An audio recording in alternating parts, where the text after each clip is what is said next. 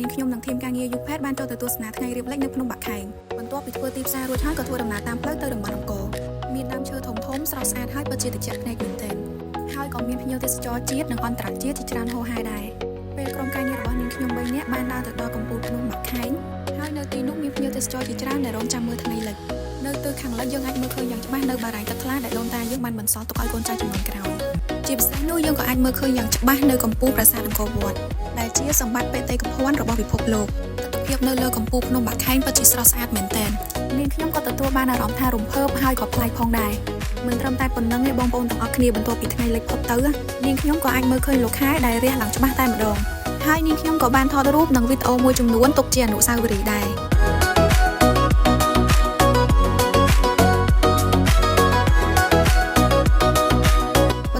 ថតរូបនិងថតវីដេអូបានមួយចំនួនពួកយើងក៏រៀបចំចុះមកក្រោមវិញ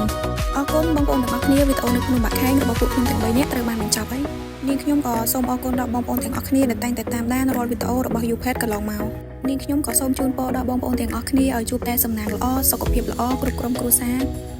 ក្នុងឱកាសឆ្នាំថ្មីខាងមុខនេះជម្រាបលាបងប្អូនទាំងអស់គ្នាបាយបាយ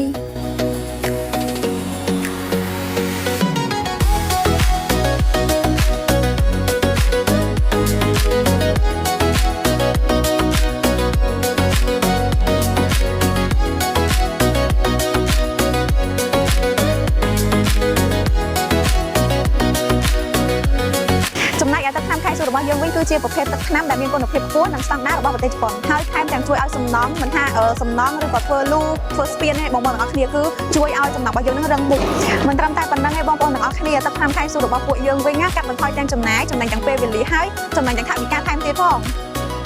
ប្រសិនបើបងប្អូនទាំងអស់គ្នាមានតម្រូវការឬក៏ចង់សាកប្រើប្រាស់ជាមួយនឹងប្រភេទទឹកថ្នាំវាបេតុងខែសុកុំភ្លេចណា Facebook Page និងលេខទូរស័ព្ទនាងខ្ញុំដាក់នៅខាងក្រោម